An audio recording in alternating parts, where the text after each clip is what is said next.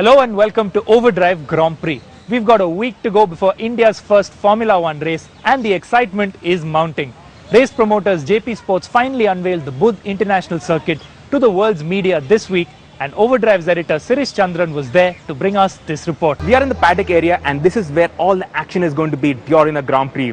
On the left are the team facilities. Now since India is a flyaway race, the teams don't bring down their motorhomes. Instead they use circuit facilities. This is where the Red Bull team is going to be based. In front is the FOM facilities, behind are the McLaren facilities, and on the right is the pit garage, and that's where all the cars are going to be, and that's where all the noise is going to be.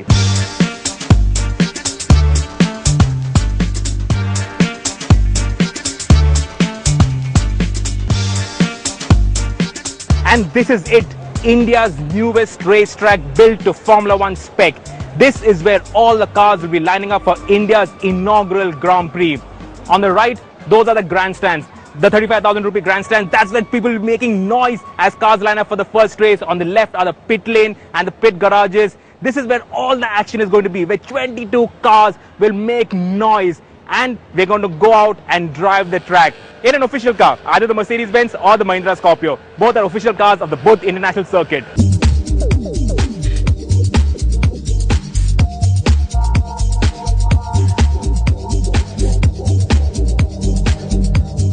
Now this multicolored layer is not here just to make the track look good. This is a high grip surface. So if a car goes off at say turn 10, they'll just come off onto this, they'll brake and they can rejoin the track. This is replacing gravel traps. So now in a gravel trap, if you go out, you get beached on the gravel and you're out of the race. Here, you can brake and you can rejoin. So if Hamilton goes into Massa, they'll probably both come in here and then rejoin and go and resume their battles.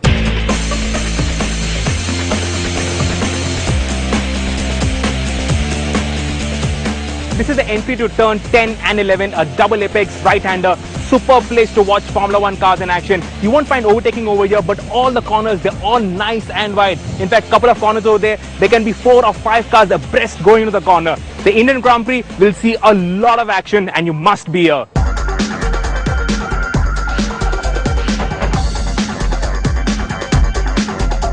So now if you're worried about the weather for the Indian Grand Prix, it's 2:45. That means 45 minutes into the race on the 30th of October. If you're in one of those open stands, don't really worry because it is not too hot. The breeze is quite nice. It is quite cool. In fact, they say in another 2 weeks, Delhi will get cooler. So honestly, there's not too much to worry about. You can go out and sit in an open stand. Just wear a little sunscreen and you should be all right and you will enjoy the race. Apart from putting India on the F1 map, the Buddh International Circuit will also provide a focus for Indian motorsport, something that the president of the FMSCI is very excited about.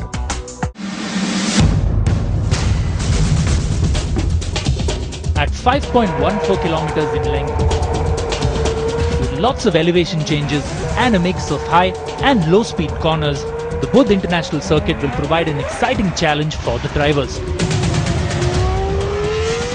Red Bull's Neil Yanni had the honor of piloting the first Formula One car to drive the circuit when he took the Red Bull show car around last week. While none of the drivers participating in the Indian Grand Prix have driven the track at F1 speeds, the circuit specifications have been around for a while, and that's allowed the teams to feed all that data into their simulators to give the drivers a chance to learn the track and allow their engineers to develop setups and engine maps. Here's world champion Sebastian Vettel's view as he takes us on a flying lap. Namaste from the Buddh International Circuit in India, 40 kilometers from New Delhi. 3 sectors, 16 turns, 4 slow turns, 3 high-speed stretches. An up and downhill track with up to 8% downward slopes and 10% inclines. A real roller coaster ride. Circuit length 5.14 kilometers. 60 laps clockwise. 308 kilometers race distance. The setup is especially complicated here. Maximum downforce for extremely slow turns and minimum drag for the fast parts. Up to 20 meters track width, so lots of space and good spots for overtaking on one of the fastest tracks. Let's do a lap. Full throttle, curse on, catch a good position for turn 1, the first chance to overtake. Brake late but hard, down into second gear. Back on power, slightly uphill towards turn 3, at 80 the slowest turn on the circuit. And accelerate hard for the longest straight. Rear wing open, slipstream all in. With 320 top speed down into a slight dip. Immediately uphill again into turn 4, from 320 down to 100, without locking up a front wheel. Into sector 2, 5 quick turns, a real slalom that needs lots of rhythm and precision. Theoretically, there's room for several cars next to each other here. Despite the wide track, it sometimes can get cramped.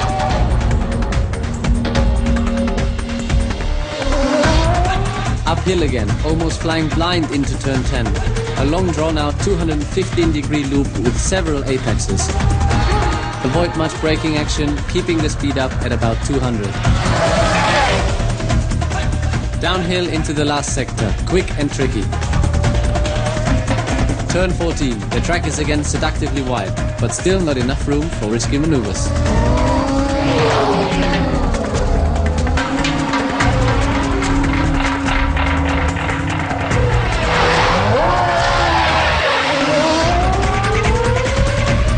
Turn 16, the last one. Downhill race with hard braking, from 260 down to 100. Buddh International Circuit, an unusual track, peppered with difficult spots and fantastic chicanes. India, that's going to be a tough race, which really challenges us drivers. Can't wait.